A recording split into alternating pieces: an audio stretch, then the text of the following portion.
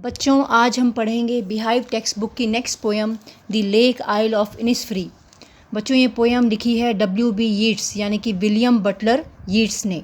यह एक Irish poet थे और ये एक सिम्बॉलिस्ट पोएट थे। अपनी पोएम में इन्होंने इमेजरी और सिम्बल्स का काफ़ी प्रयोग किया था।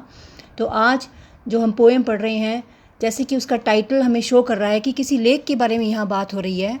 लेक माने क्या होता है बच्चों? झील। और आइल जो होता है वो होता है आइलैंड। एक छोटा आइलैंड को हम आइल कहते हैं और इनिसफ्री एक जगह का नाम है। तो जैसा कि हमें पता लग रहा है कि ये किसी आइलैंड पर एक इनिसफ्री नाम के आइलैंड पर एक लेक है जिसके बारे में हम पढ़ेंगे। This well known poem explores the poet's longing for the peace and tranquillity of Innisfree. This well known poem मतलब यह जो बहुत जानी मानी कविता है, इसमें क्या दर्शाया गया है? द पोएट्स लॉन्गिंग यानी कवि की इच्छा, एक काफ़ी समय से जो इच्छा किसी की डिज़ायर होती है उसे लॉन्गिंग बोलते हैं। For the peace and tranquillity. Peace का मतलब शांति और ट्रैंक्विलिटी का मतलब ही शांति होता है, लेकिन ट्रैंक्विलिटी को हम यह भी कह सकते हैं कि फ्री फ्रॉम सम इमोशनल और मेंटल स्ट्रेस और डिस्टर्बेंस, यानी कि किसी तरह का जब मानसिक तनाव किसी व्यक्ति को नहीं होता, वो तनाव से मुक्त होता है, तो उसको ट्रैंक्विलिटी हम कह सकते हैं। तो कवि की यहाँ पर इच्छा थी कि वो शांति और ट्रैंक्विलिटी के लिए इनिसफ्री में जाए। इनिसफ्री जो वो आइलैंड है जिस पर वो जाना चाहता है, a place where he spent a lot of time as a boy. और इनिसफ्री एक ऐसी जगह है जहाँ पर उसने, जब वो छोटा होता था, जब वो बच्चा था, तब उसने बहुत सारा समय इनिसफ्री आइलैंड पर बिताया था। This poem is a lyric. यह जो कविता है यह एक गीत के रूप में लिखी गई है। तो आइए हम पहला पैराग्राफ पढ़ते हैं। I will arise and go now and go to Innisfree. कवि कहता है कि अब मैं अराइज का मतलब होता है खड़े होना, उठ खड़े होना। अब मैं उठ खड़ा होता हूँ, एंड गो नाउ और अब मैं चला जाता हूँ। कहाँ जाएगा कवि? And go to Innisfree.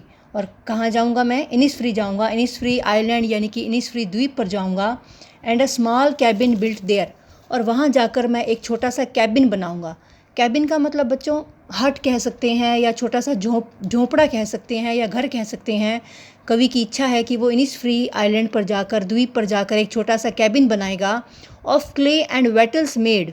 और वो कैबिन किस चीज़ से बनाएगा?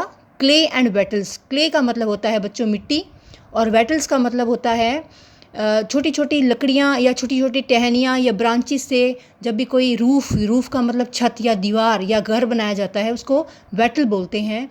तो कवि कहता है कि मैं एक छोटा सा झोंपड़ा बनाऊंगा। किससे बनाएगा वो? क्ले और वेटल यानी मिट्टी और लकड़ी के टहनियों से या टुकड़ों से। 9 bean rows will I have there.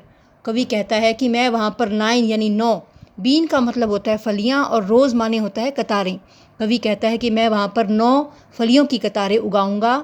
A hive for the honey bee. Hive का मतलब होता है बच्चों छत्ता। फॉर द हनी बी का मतलब मधुमक्खी। तो मधुमक्खियों के लिए मैं एक छत्ता भी बनाऊंगा। And live alone in the bee loud glade. Live alone, alone माने अकेला, और मैं वहाँ अकेला रहूँगा। In the bee loud glade. Glade का मतलब होता है open passage through a wood या फॉरेस्ट, यानी कि जब भी किसी जंगल में से कोई साफ रास्ता गुजरता है या कोई क्लियर किया गया कुछ थोड़ा सा जगह होती है उसे ग्लेड बोलते हैं। तो कवि कहता है कि मैं इस बी लाउड ग्लेड, यानी कि ये जो मेरा एक जंगल में थोड़ा सा जो मेरा खुला जगह होगा या मेरी खुली जगह होगी या रास्ता होगा, वहाँ पर बी लाउड यानी कि मधुमक्खियाँ भिन भिनाएंगे और उसे सुनते हुए मैं वहाँ पर अकेला रहूँगा। तो चलते हैं सेकंड पैराग्राफ पे। And I shall have some peace there. कवि कहता है कि मुझे वहाँ पर कुछ शांति मिलेगी। पीस माने शांति। For peace comes dropping slow. अब कवि यहाँ पर इमेजरी हमारे सामने प्रस्तुत कर रहा है कि जो पीस है, जो शांति है, वो ड्रॉपिंग स्लो यानी वो धीरे धीरे गिरेगी। कहाँ से गिरेगी? गिरती हुई आएगी। Dropping from the wheels of the morning, यानी कि मॉर्निंग के व्हील्स से। व्हील्स का मतलब होता है पर्दे। जब सुबह के पर्दे उठेंगे वहाँ से वो शांति धीरे धीरे गिरती हुई आएगी। To where the cricket sings. वो कहाँ पर गिरती हुई आएगी? जहाँ पर क्रिकेट गाती हैं। क्रिकेट बच्चों बर्ड होता है। जहाँ पर वो क्रिकेट गाएंगी वहाँ पर वो शांति जो है वो आसमान से नीचे गिरेगी। जब सुबह के पर्दे उठेंगे तब शांति गिरेगी। There is midnight's all a glimmer. और वहाँ पर जो मिडनाइट होगी, मिडनाइट का मतलब आधी रात में ग्लिमर होगा। ग्लिमर का मतलब होता है एक रोशनी, एक डिम रोशनी, यानी कि एक डिम ग्लो जिसे कह सकते हैं, एक धूमिल सी रोशनी होगी। And Noon a purple glow. और नून का मतलब दोपहर का समय जो होगा वो पर्पल होगा। तो कवि ये कल्पनाएं कर रहा है कि रात को वहाँ पर एक धीमी सी रोशनी होगी और दोपहर में पर्पल कलर का, बैंगनी कलर का एक ग्लो होगा। And evenings full of linnet's wings, और जो वहाँ की शामें होगी, इनिसफ्री द्वीप पर जो शामें होंगी वो लिनेट्स के विंग्स से भरी होंगी। लिनेट बच्चों एक छोटी सी चिड़िया होती है, स्मॉल एक ब्राउन ग्रे कलर की चिड़िया होती है जिसकी एक छोटी सी बीक होती है, छोटी चोंच वाली छोटी चिड़िया होती है। तो कवि ये कल्पना करता है कि शाम को लिनेट के विंग्स से भर जाएगी, यानी कि शामों को बहुत सारी लिनेट चिड़ियाँ उड़ते हुए आसमान को ढक देंगी। तो बच्चों हम आगे थर्ड पैराग्राफ पे चलते हैं। I will arise and go now, कवि फिर से दोहराता है कि अब मैं खड़ा हो जाता हूँ, उठ खड़ा होता हूँ, एंड गो नाउ, और अब आगे बढ़ता हूँ, आगे जाता हूँ। For always night and day, हमेशा के लिए रात और दिन, ऑलवेज माने हमेशा, हमेशा के लिए रात और दिन।